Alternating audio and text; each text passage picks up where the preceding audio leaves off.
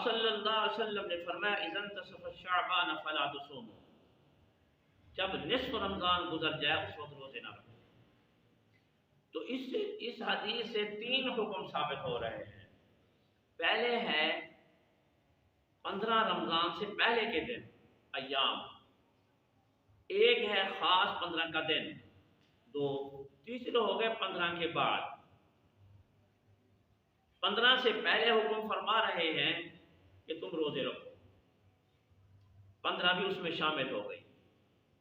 یہ استحباب ہے، مستحب ہے، روزے رکھو گے مزاج بنے گا، طبیعت بنے گی، بھوک پیاس گرمی سردی اس میں ایک ماحول بن جائے گا، ذہنی طور پر انسان تیار ہو جاتا ہے۔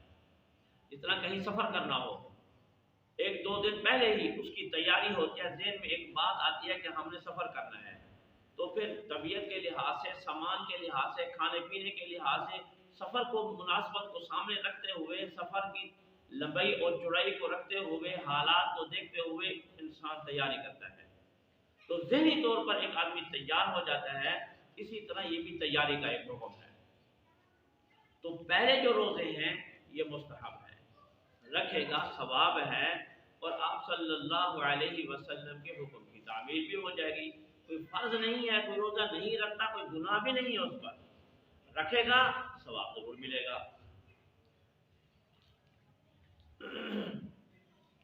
یہ جو فرمایا ہے اس سے پہلے روزے رکھے، اور 15 کے دن فرمایا کہ وہ بھی رکھے۔ اگر کوئی پہلے نہیں رکھ سکتا، یکم شعبان سے لے کر 14 تک روزے نہیں رکھتا، تو فرماتے پھر 15 کا رکھ لیں۔ 15 کا روزہ رکھنا بھی یہ مستحب ہوگا، کوئی فرض کوئی واجب کوئی لازم نہیں ہے کہ نہیں رکھے گا تو گناہگار ہوگا، بلکہ رکھے گا تو اس کو ثواب ملے گا۔ اس کا تحقق کب ہوگا؟ آیا کہ یہ 14 اور 15 کب بنے گی؟ یاد رکھنا، جو 15 کی رات آئے گی، 14 کا دن ختم ہوگا، آگے جو رات آئے گی سورج غروب ہوگا، وہ 15 کی رات ہوگی۔ عربی لحاظ سے چاند سورج جب غروب ہوتا ہے، رمضان مبارک کا چاند ہو یا شوال مکرم کا چاند ہو یا محرم کا چاند ہو، جو ہی سورج غروب ہونے کے بعد چاند نظر آتا ہے، وہ جو رات ہوتی ہے وہ اسی میں شمار ہوتی ہے۔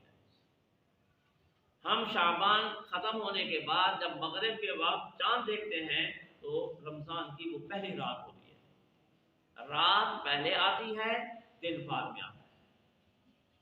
اسی طرح محرم میں بھی رات پہلے آتی ہے دن بعد میں آتا ہے۔ جب دوسری مغرب کی نماز پڑھتے ہیں تو ایک دن ایک رات ختم ہو چکا ہوتا ہے، دوسری رات داخل ہو چکی ہوتی ہے۔ انگریزی مہینوں کا اعتبار نہیں ہے کہ وہ رات کے 12 بجے بدلتے ہیں، شمسی اعتبار نہیں ہے کہ وہ رات کے 12 بجے بدلتے ہیں پھر رات کے 12 بجے۔ یہ سورج غروب ہوا، ایک دن رات ختم ہو گیا۔ انگریزی لحاظ سے دن پورا چلتا ہے، رات آدھی رات ادھر ہوتی ہے آدھی رات ادھر ہوتی ہے۔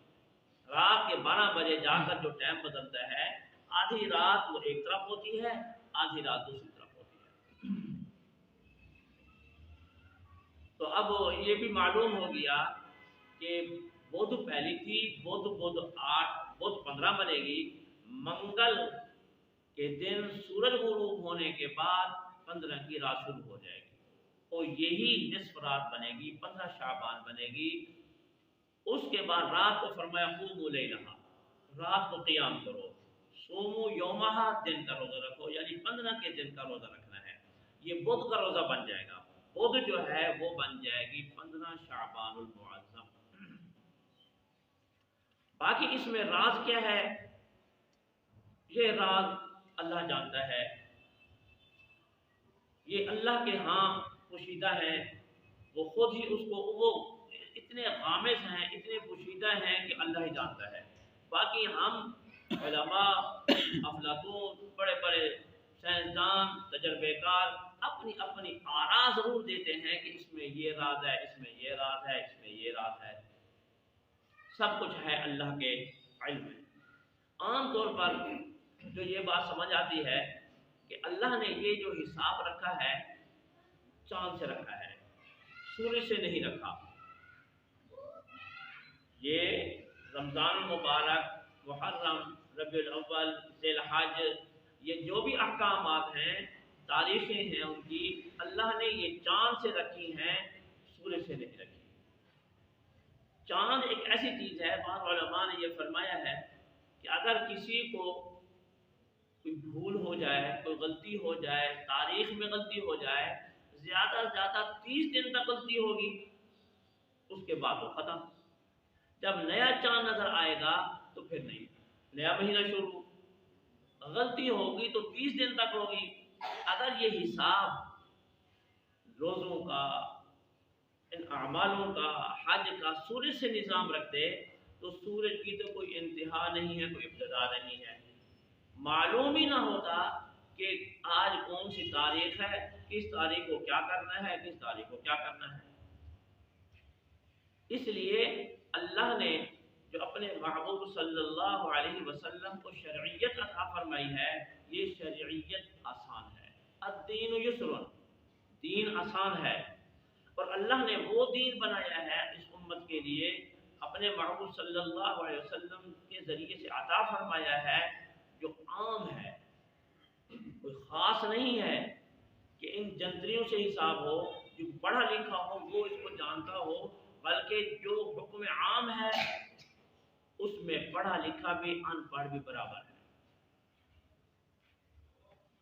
یہ خصوصیت اس امت کی، نحن امت امیت، ہم ایسی امت میں سے ہیں جو ان پڑھ ہیں، لیکن وہ امتیازی دان ان چیزوں سے بھی بہت اعلیٰ علم رکھتے ہیں۔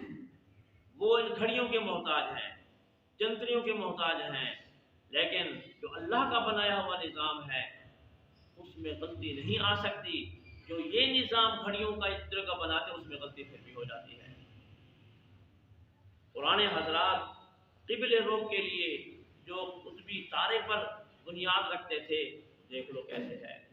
یا اسی طرح پہاڑوں کا حساب ہے، زمین میں جنگلوں میں پھرتے ہیں، ستاروں کو دیکھتے تھے، سیاروں کو دیکھتے تھے، ایک نظام درست کرتے تھے، وہ نظام ایسا ہوتا تھا کہ گھڑیوں کے ساتھ بھی نہیں ملتا۔ یہ موسم کے لحاظ سے جو وہ شمار کرتے ہیں، اس موسم میں فلاں کاشت کرنی ہے، فلاں یوں کرنا ہے، وہ بھی اسی لحاظ سے، جس میں ایک پڑھا لکھا بھی ان پڑھ بھی برابر ہے۔ فرمایا کہ نحن امت امیت، ہم ایک ان پڑھ ایسی امت ہیں، نہ ہم حساب و کتاب جانتے ہیں، نہ ہمیں کتاب علم ہے، نہ حساب کا علم ہے۔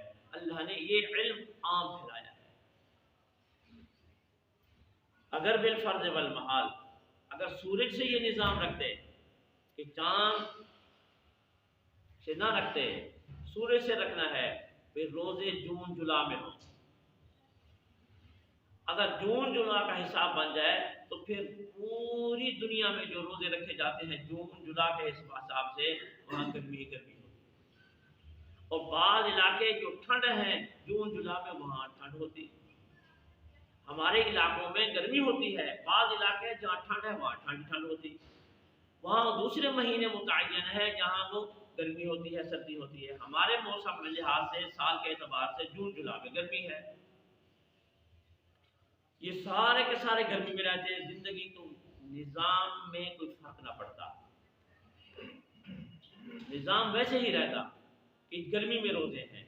اللہ کا نظام جب آیا ہے، اللہ نے بنایا ہے، فرمایا کہ نہیں اس کو چاند سے رکھو۔ اگر آج جون جولائی میں روزے ہیں، آنے والے وقت میں چند مہینوں، چند سالوں کے بعد پھر وہ ٹھنڈ میں ہوں گے، پھر وہ ایسے تبدیل ہوتے رہیں گے۔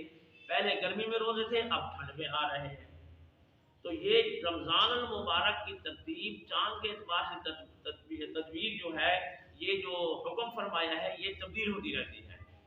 سورج کے اعتبار سے اگر روزوں کی ترتیب بنتی تو پھر گرمی ہی گرمی میں رہتے۔ تو اللہ کا نظام جو ہے وہ عام ہے، تمام انسانوں کے لیے ہے، چاہے وہ غریب ہے، چاہے وہ امیر ہے۔